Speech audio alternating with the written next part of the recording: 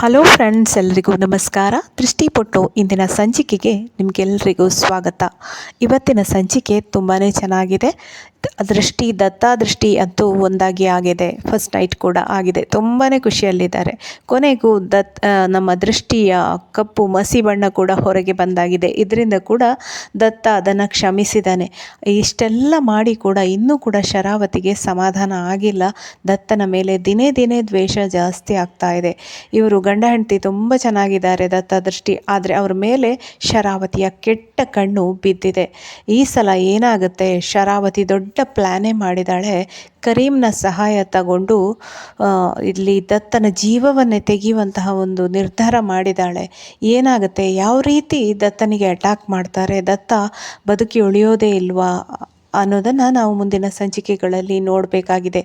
ಇವತ್ತಿನ ಸಂಚಿಕೆಯಲ್ಲಿ ದೃಷ್ಟಿ ಹೇಳಿದಾಳೆ ರೌಡಿಸಮನ್ನು ಬಿಡಬೇಕು. ಯಾಕೆಂತ ಹೇಳಿದ್ರೆ ಇಲ್ಲಿ ನಮ್ಮ ಮನೆಯಲ್ಲಿ ಕೆಟ್ಟದಾಗಿ ಮಾತಾಡ್ತಾರೆ, ದತ್ತನನ್ನು ಅನಾಥ, ಗತಿ ಇಲ್ಲದವ, ರೌಡಿ ಅಂತೆಲ್ಲ ಹೇಮ ಮೊನ್ನೆ ಕಳೆದ ಸಂಚಿಕೆಯಲ್ಲಿ ಹೇಳಿದ್ಲು. ಇದನ್ನು ದೃಷ್ಟಿ ಹೇಳಿದಾಗ ಯಾರು ಏನೇ ಹೇಳಲಿ ಅದಕ್ಕೆ ನೀ ತಲೆ ಕೆಡಿಸ್ಕೊಳ್ಬೇಡ ಅಂತ ಹೇಳಿ ದತ್ತ ಹೇಳಿದಾನೆ.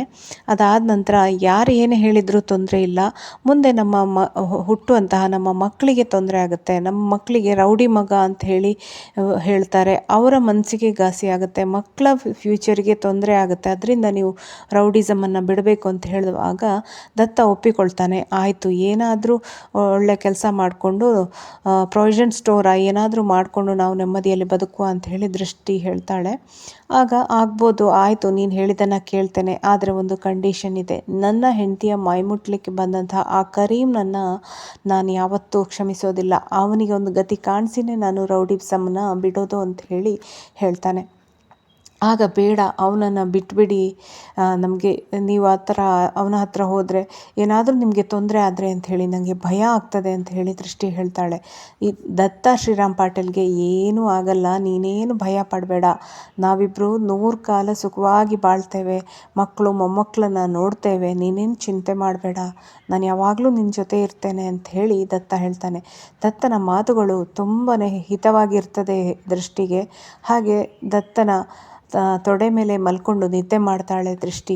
ಬೆಳಿಗ್ಗೆ ಎದ್ದು ಸ್ನಾನ ಎಲ್ಲ ಮಾಡಿ ಸಿಂಧೂರ ಎಲ್ಲ ಇಡ್ತಾ ಇರ್ತಾಳೆ. ದತ್ತ ಏನು ಮಾಡಿದಾನೆ ಅಂದರೆ ರಾತ್ರಿ ಬಿಟ್ಟು ಇವನು ಕರೀಮ್ನ ಹುಡುಕಾಟದಲ್ಲಿ ಹೋಗಿದ್ದಾನೆ. ಕರೀಮ್ ಎಲ್ಲಿದ್ದಾನೆ ಅಂತ ಹೇಳುವ ಒಂದು ವಿಷಯ ಅವನಿಗೆ ಗೊತ್ತಾಗಿದೆ, ಕರೀಮ್ ಎಲ್ಲಿದ್ದಾನೆ ಅಂಥೇಳಿ.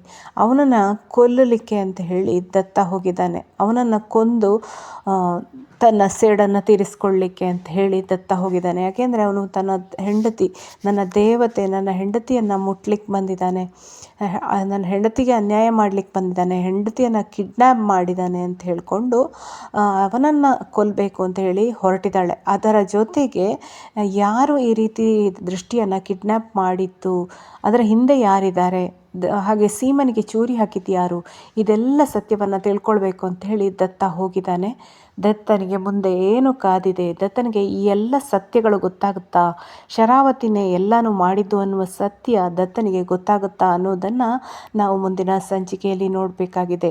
ಅದಲ್ಲದೆ ದತ್ತನಿಗೆ ಯಾವ ರೀತಿ ಅಪಾಯ ಆಗುತ್ತೆ ಇಲ್ಲಿ ತೋರಿಸ್ತಾ ಇದ್ದಾರೆ. ಇವಳು ಸಿಂಧೂರ ಇಟ್ಕೊಳ್ತಾ ಇದ್ದಾರೆ ಬೆಳಿಗ್ಗೆ.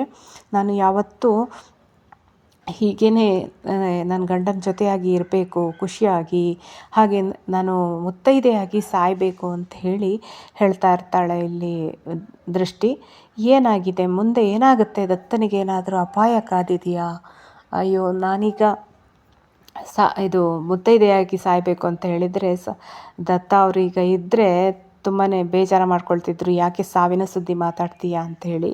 ನಾನು ಈಗ ಹೇಳಿಲ್ಲ ಸಾವುಕಾರ್ರೆ, ನಾನು ಇನ್ನು ನಮಗೆ ಮಕ್ಕಳಾಗಿ ಮೊಮ್ಮಕ್ಕಳಾಗಿ ನಾವು ಮುದುಕರಾದಾಗ ಸಾಯ್ತೇವಲ್ಲ, ಆಗ ಹೇಳಿದ್ದು ನಾನು ಮುತ್ತೈದೆಯಾಗಿ ಸಾಯಬೇಕು ಅಂತ ಹೇಳ್ತಾ ಇರ್ತಾಳೆ. ಹಾಗೆ ಹೇಳ್ರಿ ಅಂತ ಹೇಳಿ ದತ್ತನ ಹತ್ರ ಹೋಗಿ ದತ್ತನನ್ನು ಎಬ್ಬಿಸಲಿಕ್ಕೆ ಅಂತ ಹೇಳಿ ಹೋಗ್ತಾಳೆ ದೃಷ್ಟಿ. ಆದರೆ ದತ್ತ ಹೇಳೋದೇ ಇಲ್ಲ. ಅಯ್ಯೋ 7 ಗಂಟೆ ಆಯಿತು ಇನ್ನೂ ಎದ್ದಿಲ್ಲ, ಯಾಕೆ ನೀವು ಎದ್ದಿಲ್ಲ ಅಂತ ಹೇಳಿಕೊಂಡು ಬೆಡ್ಶೀಟನ್ನು ಎಳೆದು ನೋಡ್ತಾಳೆ. ನೋಡಬೇಕಾದ್ರೆ ಒಳಗಡೆ ದಿಂಬು ಮಾತ್ರ ಇದೆ, ದತ್ತ ಇಲ್ಲ. ಹಾಗಾದರೆ ಇವರೆಲ್ಲಿ ಹೋದರು, ನನ್ನ ಹತ್ರ ಕೇಳದೆ ಬೆಳಗ್ಗೆನೇ ಎದ್ದುಬಿಟ್ಟು ಎಲ್ಲಿ ಹೋದರು, ಎಷ್ಟೊತ್ತಾಯಿತು, ಏನಾಯಿತು ಅಂತ ತುಂಬ ಟೆನ್ಷನ್ ಆಗಲಿಕ್ಕೆ ಶುರುವಾಗುತ್ತೆ ನಮ್ಮ ದೃಷ್ಟಿಗೆ. ಯಾಕೆಂದರೆ ದೃಷ್ಟಿಗೆ ಗೊತ್ತಿದೆ ದತ್ತನಿಗೆ ಅಪಾಯ ಆಗ್ತದೆ, ಶರಾವತಿ ಏನೋ ಮಾಡ್ತಾಳೆ, ಹಾಗೆ ನಮ್ಮ ದತ್ತನಿಗೆ ರಕ್ಷಾ ಕವಚವಾಗಿ ದೃಷ್ಟಿನೇ ಇರಬೇಕು ಅನ್ನೋದು ಕೂಡ ದೃಷ್ಟಿಗೆ ಗೊತ್ತಿದೆ. ಈಗ ನನ್ನನ್ನು ಬಿಟ್ಟು ಇಲ್ಲಿ ನನ್ನ ಕಣ್ಣು ತಪ್ಪಿಸಿ ದತ್ತ ಅವರು ಎಲ್ಲೋ ಹೋಗಿದ್ದಾರೆ, ಏನು ಮಾಡೋದಪ್ಪ, ಏನಾಗ್ತದ ಏನೋ ಅಂಥೇಳಿ ಭಯ ಆಗ್ತಾ ಇರ್ತದೆ. ಇಲ್ಲಿ ದತ್ತ ಕರೀಮ್ನನ್ನು ಹುಡುಕಿಕೊಂಡು ಹೋಗಿದ್ದಾನೆ. ಅಂದರೆ ಇಷ್ಟೆಲ್ಲ ಮಾಡಿದ್ದು ಶರಾವತಿ ಅನ್ನುವ ಸತ್ಯ ನಮ್ಮ ದತ್ತನಿಗೆ ಗೊತ್ತಾಗುತ್ತಾ, ಮುಂದೇನಾಗುತ್ತೆ ಅನ್ನೋದನ್ನು ಮುಂದಿನ ಸಂಚಿಕೆಯಲ್ಲಿ ನೋಡುವ ಫ್ರೆಂಡ್ಸ್. ಈ ವಿಡಿಯೋ ಇಷ್ಟ ಆದರೆ ಖಂಡಿತ ಲೈಕ್ ಮಾಡಿ, ಶೇರ್ ಮಾಡಿ, ಹಾಗೆ ಚಾನಲನ್ನು ಸಬ್ಸ್ಕ್ರೈಬ್ ಆಗಿ. ಹೀಗೇ ಬೇರೆ ಬೇರೆ ಡೈಲಿ ಅಪ್ಡೇಟ್ಸ್ ಜೊತೆ ನಾನು ಮತ್ತೆ ಬರ್ತೇನೆ. ಅಲ್ಲಿವರೆಗೆ ನಮಸ್ಕಾರ, ಬಾಯ್ ಬಾಯ್, ಟೇಕ್ ಕೇರ್, ಥ್ಯಾಂಕ್ ಯು.